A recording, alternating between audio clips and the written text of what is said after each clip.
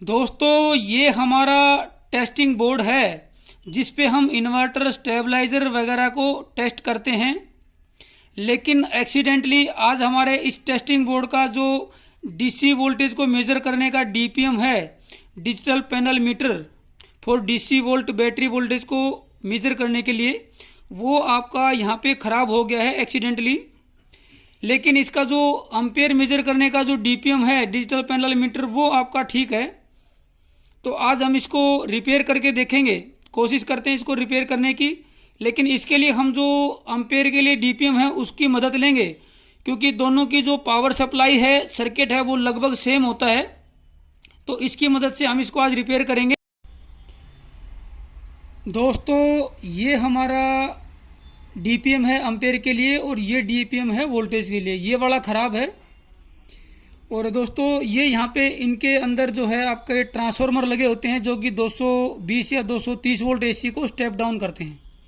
लेकिन इनके ऊपर कोई भी मार्किंग की स्लिप नहीं लगी हुई है जिससे हमें ये पता लग सके कि ये 12012 है या 909 है या 606 है। उसके लिए हमें जो ओके है उसकी मदद की ज़रूरत पड़ेगी। ये ख़राब है, ये ओके है। अब इनको चेक करते हैं। मेरे पास ये सीरीज की अरेंजमेंट है। ये जो ट्रांसफार्मर है ये उसकी इनपुट है। इसको मैं यहाँ पे इनपुट को कनेक्ट करता हूँ। आप देखें तो ये आपका डिस्प्ले यहाँ पे ऑन हो जाएगा ओके वाले का। ये आपका एम्पेयर वाला डीपीएम ओके है। और जैसे ही मैंने सीरीज को कनेक्ट किया इनपुट को, न्यूट्रल और लाइन को, तो ये ऑन हो गया। सेम सर्किट है वोल्टेज के लिए भी, बिल्कुल सर्किट और इसी पीसीबी सेम है। इसको मैंने ऑन किया, इस पे मैंने सप्लाई को कनेक्ट किया तो ये जो है डीपीएम आपका, इसका डिस्प्ले जो है ऑन नहीं हुआ है दोस्तों। इसका डिस्प्ले ऑन हो गया है इनपुट पे कनेक्ट करते ही न्यूट्रल और लाइन। लेकिन न्यूट्रल और लाइन को कनेक्ट करने पे इसका डिस्प्ले जो है ऑन नहीं हुई है, यानी कि ये ख़राब है। अब इसका चेक करने का सबसे पहला तरीका क्या रहेगा हमारा, कि हम इसकी मल्टीमीटर को कर लेते हैं रजिस्टेंस मोड पे और इसकी जो ट्रांसफार्मर है इसकी प्राइमरी को चेक करते हैं। ये ओके वाले की प्राइमरी है 1.4 के। ये खराब वाले को चेक करते हैं। खराब वाला जो है ओपन लूप दिखा रहा है यहाँ पे, यानी कि इसकी प्राइमरी जो है ओपन हो चुकी है दोस्तों। अब हमारे को ट्रांसफार्मर का मालूम नहीं है कि ये ट्रांसफार्मर जो है 909 का है या 606 का है या 12012 का। उसके लिए क्या करेंगे, हम 230 वोल्ट इस पे इनपुट कनेक्ट करेंगे और इसकी एसी वोल्टेज को मेजर कर लेंगे कि ये 909 है या 12012 है। सबसे पहला स्टेप ये करेंगे, इस पे मैं इनपुट कनेक्ट कर देता हूँ और फिर इसकी सेकेंडरी पे चेक करेंगे वोल्टेज कितनी है। उसके बाद क्या करेंगे कि इस ट्रांसफार्मर को चेंज करने की बजाय हम इसकी जो 909 या 12012 है उसके ऊपर से 3 वायर उठा के पैरेलल में इसके ऊपर हम कनेक्ट करेंगे। उसके बाद चेक करेंगे कि ये ऑन होता है या इसके बाद भी कोई और प्रॉब्लम है ट्रांसफार्मर के अलावा भी। दोस्तों इस पे हमने इनपुट कनेक्ट कर दी है, मल्टीमीटर को एसी वोल्ट पे कर दिया है। इनपुट हमने कनेक्ट की है 220 वोल्ट। अब इसकी सेकेंडरी पे चेक कर लेते हैं कितनी वोल्टेज यहाँ पे बन रही है, 9। और दूसरी तरफ चेक करेंगे तो वो भी 9, यानी कि 220 इनपुट पे ये 909 का ट्रांसफार्मर है। ये हमने यहाँ पे कंफर्म कर लिया है। सेंटर पे मैंने ब्लैक लगाया और एसी में चेक कर रहा हूँ एक तरफ तो ये 9 दिखा रहा है और सेंटर पे वहीं रखता हूँ ब्लैक को और दूसरी तरफ चेक करता हूँ तो वो आपका 9 पॉइंट कुछ दिखा रहा है, यानी कि ये 909 का ट्रांसफार्मर है। अगर आपको ट्रांसफार्मर ना मिले सेम अगर, तो आप 909 का ट्रांसफार्मर यहाँ पे इसके अंदर अच्छे तरीके से असेंबल कर सकते हैं। आपको ये पता लग गया है। अब दूसरा स्टेप क्या है कि ये जो 909 है हम इस पे 3 वायर कनेक्ट करके और 909 वहाँ पे लेके जाते हैं आपका दूसरे वाले पे जो खराब है। उसकी अगर सप्लाई ऑन होती है तो ट्रांसफार्मर हम चेंज कर देंगे। अगर कुछ दिक्कत आती है तो उसके बाद फर्दर हम आगे प्रोसीड करेंगे। दोस्तों हमने 3 वायर को जंपर के रूप में यूज किया।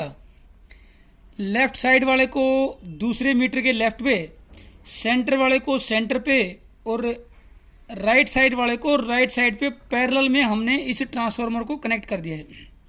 अब मैं कोशिश करता हूँ इसकी सीरीज को यहाँ पे कनेक्ट करने की।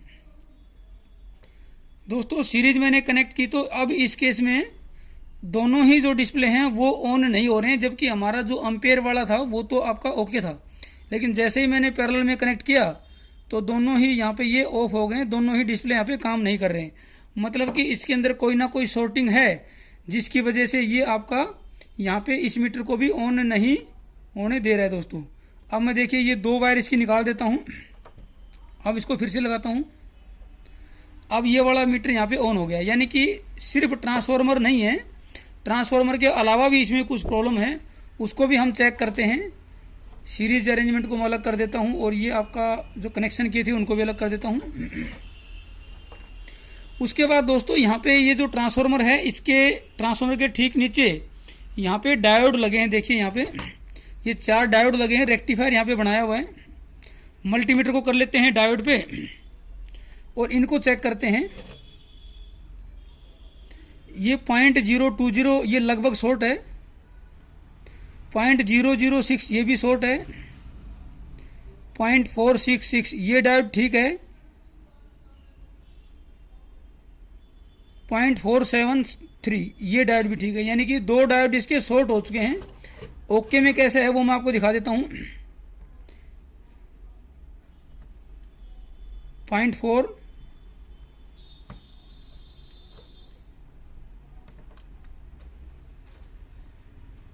0.5 यानी कि जो ओके हैं उनमें 0.5 के आसपास है, 0.49 या 5 के आसपास है। और जो खराब हैं उसमें देखिए यहाँ पे 0 दिखा रहा है, यानी कि इसका रेक्टिफायर में भी प्रॉब्लम है, रेक्टिफायर के डायोड भी खराब हैं। इन डायोड को हम चेंज करते हैं, उसके बाद फिर आगे बढ़ते हैं। ये जो वोल्ट मीटर वाला है, डीसी वोल्ट वाला जो डीपीएम है, इसके डायोड हम चेंज करते हैं, उसके बाद फिर आगे बढ़ते हैं, चेक करके देखते हैं। दोस्तों ये ट्रांसफार्मर हमने बाहर निकाल लिया है। जैसे हमने ट्रांसफार्मर को बाहर निकाला तो उसके नीचे की साइड यहाँ पे डार्क स्पॉट है, जैसे कि कोई ब्लास्ट हो जाता है, स्पार्क होने का जो स्पॉट है वो है। पीसीबी के ऊपर भी देखिए ये डार्क स्पॉट है, जैसे जल जाने पे या स्पार्किंग होने पे या ब्लास्ट होने पे जो होता है इंप्रेशन, वो है। ये 4 डायोड लगे हैं, इनमें से हमने चेक किया था तो 2 डायोड यहाँ पे शॉर्ट थे। देखिए ये डायोड शॉर्ट है बिल्कुल, और इधर हम चेक करेंगे तो ये डायोड ओके हैं। लेकिन हो सकता है कई बार डायोड जो हैं लीक भी हो जाते हैं, तो रेक्टिफायर के केस में हम चारों ही डायोड चेंज कर देंगे, क्योंकि बहुत कॉस्टली आइटम ये नहीं है।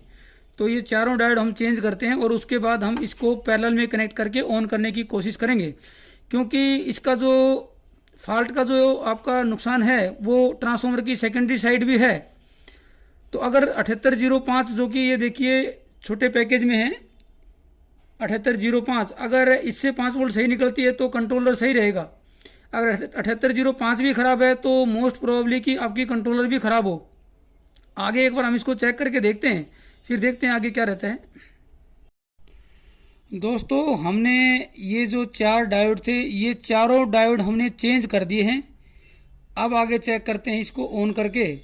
बाकी कनेक्शन हमारे 909 के हमने यहाँ से उठा के यहाँ पे लगा दिए हैं। ये हमारा ख़राब वाला है और ये हमारा ओके वाला है। मैं एसी इनपुट को कनेक्ट करता हूँ। दोस्तों एसी इनपुट कनेक्ट करने से ये वाला तो ऑन हो गया है, लेकिन ये वाला अभी भी ऑन नहीं हुआ है। जब तक हमारे डायोड शॉर्ट थे उस कंडीशन में ये वाला कनेक्ट करने के बाद इसने इसको भी बंद कर दिया था, लेकिन अब डायोड चेंज कर दिए तो इतना हुआ है कि ये चल रहा है, ये अभी भी नहीं चला है, लेकिन इसने इसको बंद नहीं किया है। यहाँ तक हम पहुँच गए हैं। अब हम एक स्टेप और आगे चलते हैं। इसको मैं यहाँ पे ट्वीजर को यहाँ पे कनेक्ट कर देता हूँ ताकि इसको होल्ड करके ना रखना पड़े। ये मैंने ट्वीजर को यहाँ लगा दिया। अब ये इसको इनपुट यहाँ पे आई हुई है। मल्टीमीटर को कर लेते हैं एसी पे। यहाँ पे चेक करते हैं 909 ये प्रॉपर यहाँ पे आ गया है। अब यहाँ पे 78.5 लगा हुआ है, उसको चेक करते हैं। ये डीसी पे मैं कर लेता हूँ। नेगेटिव सेंटर वाला ही होता है और ये 7805 की लास्ट वाली लेग है वो है। ये देखिए 4.9 यानी कि 5 वोल्ट यहाँ पे आ रही है। इस पे चेक करते हैं। यहाँ पे 5 वोल्ट नहीं आ रही है, यानी कि 7805 में भी कुछ प्रॉब्लम है। 7805 की जो इनपुट है 12 वोल्ट वो आ रही है, लेकिन आउटपुट 5 वोल्ट यहाँ पे नहीं निकल रही है, जबकि इसमें 5 वोल्ट निकल रही है। इतना हमने यहाँ पे समझ लिया है। इसको मैं रिमूव कर देता हूँ। अब 7805 दिखा देता हूँ। छोटे साइज में है, जो हमारा ट्रांजिस्टर होता है उसमें। ये आपका 7805 है, ये देखिए। अब इसको चेक करने का तरीका बता देता हूँ मैं।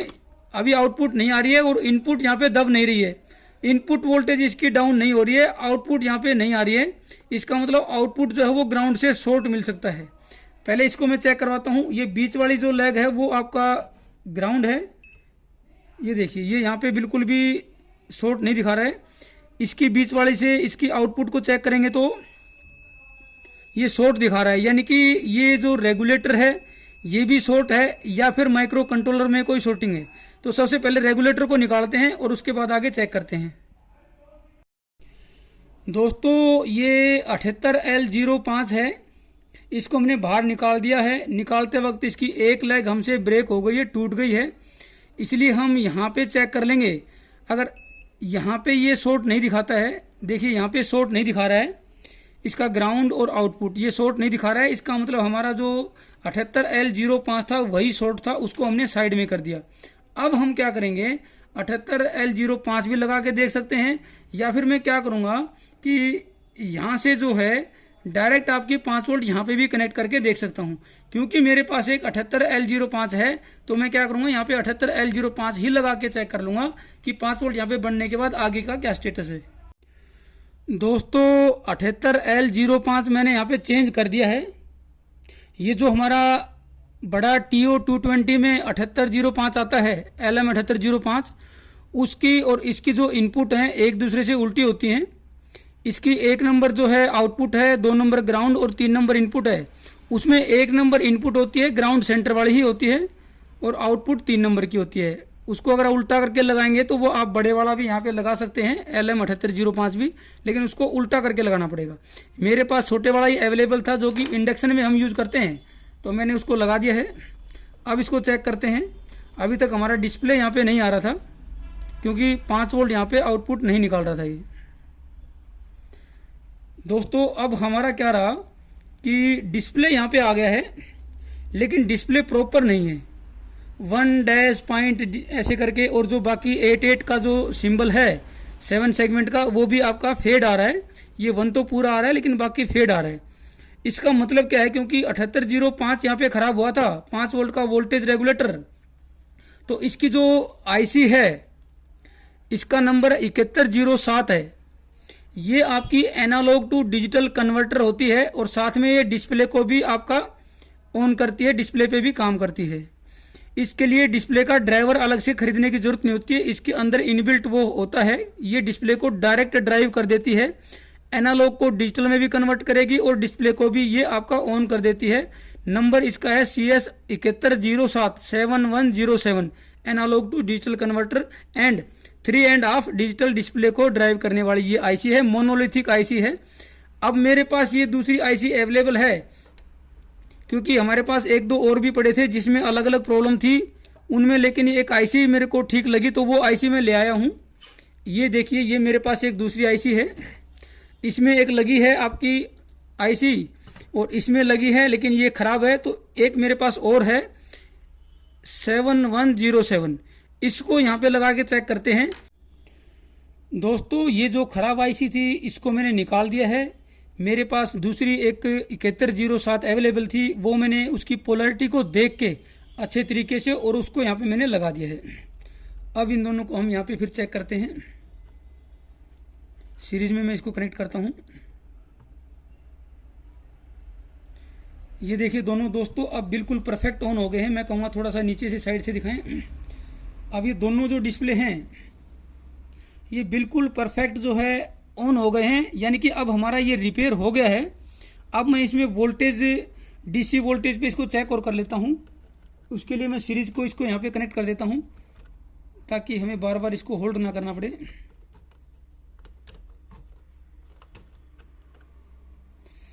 इसको मैंने कनेक्ट कर दिया है।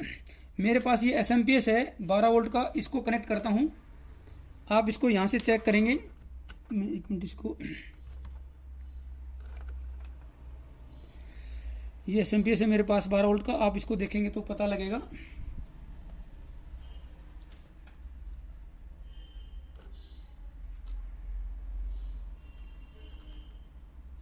ये देखिए 12.6 ये SMPS की वोल्टेज इसने शो कर दी है, यानी कि अब हमारा जो वोल्टेज वाला जो DPM है डिजिटल पैनल मीटर है वो बिल्कुल रिपेयर हो गया है, बिल्कुल ओके है।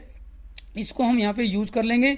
अब इसमें हमें सिर्फ एक ही काम करना है कि 909 का एक जो ट्रांसफार्मर है वो अगर आपको इस तरीके का अवेलेबल हो जाए तो उसको 1 to 1 आप माउंट कर सकते हैं, वरना आपका जो बॉडी के लिए फिटिंग के लिए आता है उसको भी आप यहाँ पे लगा के 909 को उसको आप यहाँ पे इसको रन कर सकते हैं। तो ये हमने दोस्तों यहाँ पे आज डिजिटल पैनल मीटर को रिपेयर करना सीख लिया है। अगर इसी तरीके से ये एम्पेयर का हो तो सर्किट दोनों का सेम होता है, अंदर का जो रेजिस्टेंस वगैरह का ये जो कॉम्बिनेशन होता है वो थोड़ा सा अलग होता है, बाकी सर्किटरी दोनों की बिल्कुल सेम होती है। उसको भी आप रिपेयर कर सकते हैं, बहुत इसमें मुश्किल होता नहीं है। इस तरीके से आपको डिजिटल पैनल मीटर को डंप करने की जरूरत नहीं होती है, आप इसको बड़ी आसानी से इसको रिपेयर कर सकते हैं। और इसी तरह की दोस्तों वीडियो देखने के लिए आप हमारे चैनल की प्लेलिस्ट पे जाके उन वीडियोस को देख सकते हैं। और हर तरह के जो अप्लाइंसेज हैं, इंस्ट्रूमेंट हैं या होम अप्लाइंसेज हैं, उनकी रिपेयरिंग आप सीख सकते हैं। 350 से ज़्यादा हमने वीडियोज़ अपलोड की हैं। अगर आप नए हैं तो दोस्तों चैनल को सब्सक्राइब कर लें, बेल आइकन दबा दें ताकि आप लोगों को नए वीडियोज़ की नोटिफिकेशन मिलती रहे। थैंक यू दोस्तों।